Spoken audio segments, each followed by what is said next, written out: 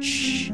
You're watching OTN, the Obscured Truth Network. In the Fed! In the Fed! In the Fed! In the Fed! In the Fed! In the Fed! In the Fed! In the Fed! Hey, I want to talk to the workers up there on the parapet. The ones smoking cigarettes that just jumped back. You're with the American people, we know that. But understand, ask the workers inside. You're not in a federal government building. You're in a private Federal Reserve that uses that name as a fraud. I'm not a federal government. I'm not a federal agency. But if I said my name was Federal Reserve, I could go out and pay off politicians and get them to allow me to get into power so I could issue the currency and credit, and then I could buy up the world. That's what these criminals have done. The Federal Reserve is totally private, and Ellen Greenspan 2 weeks ago on PBS on Lear NewsHour said, Ellen Greenspan 2 weeks ago on Lear NewsHour said, on record, that they are above the law, the Congress, the President, everyone.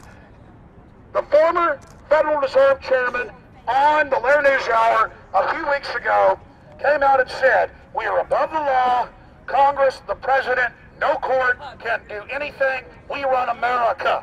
Think of the arrogance of a private group of banks that have bankrupted the nation by design so they can repo the country. A private group of banks that loaned us our own money back are telling us they're above the law.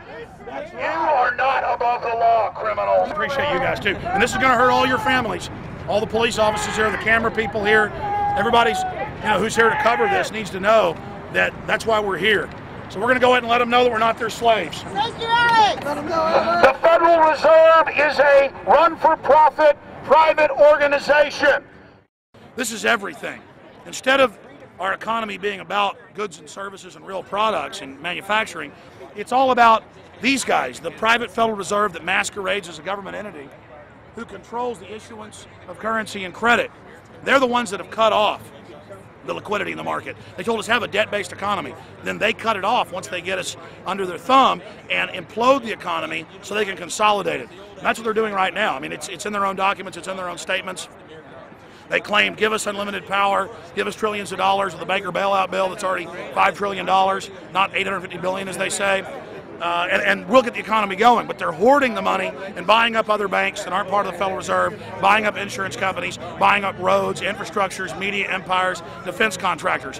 What the banks do is they implode an economy by cutting off credit, and then once things really fall to a low, and they know the low because then they buy everything up and start then putting more money back into the economy, and then they build it back up. So they build us up and then shear us, build us up and shear us. And they're getting ready. All over the world, they're always shearing some country, imploding it. Comes out in their own IMF and World Bank documents. That's just the foreign arm of the same cartel. Yeah, what they do is they make you think Clinton's evil in running things. Then, oh, Bush will save us. And then, oh, Bush was evil. Now we'll be saved by Barack Obama, but he's just a puppet. But as we get deeper into this phase, when they implode the economy, they have all the money and all the control. But they also like to pose as the savior.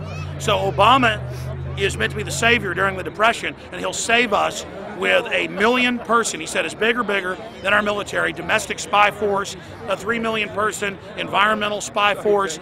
So giving people these jobs to be government bureaucrats and spies to go out and manage the other 290-something million Americans. And so this is classical fascism. The communists also do it. Any vertically integrated command and control authoritarian system does this. So they're openly following what the same group of banks did in Germany, Russia. It's in the Communist Manifesto to have a private central bank, because the private central bankers actually wrote the ideas that they had Marx and Engels put out. People go, well, why would the banks want communism? It doesn't exist. They rape us, they consolidate us, they put us into work brigades, they make us slaves, and they say it's a people's paradise.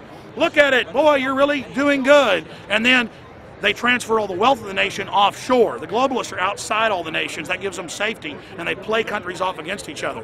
And so that's what we're facing and dealing with. And so they're bringing in classical, hardcore tyranny in the U.S., but we have the internet. We've grown our numbers. The alternative media has exploded. That's why they're trying to move in to shut down and regulate and tax the web, but it's too late for them. They're playing in the 19th century, 20th century rules. It's 21st century. the century of resistance to tyranny. And so it's going to be one hell of a fight. Everything depends on exposing these people. Everything depends on showing the people that this is the New World Order, this is the criminals. We're dealing with the king rats here, the people that are carrying out tyranny worldwide. And either they fall or we fall. Either worldwide darkness and a new age of tyranny and oppression and with a scientific overlay, or a new age of liberty and freedom and a new renaissance. The choice is the people's out there. Okay, we can tell you what's going on. You can check it out for yourself and find out it's true. But don't wait. Investigate now. Get involved now. Go out there and reach out now. We don't have time. If you're looking for the solution, look in the mirror.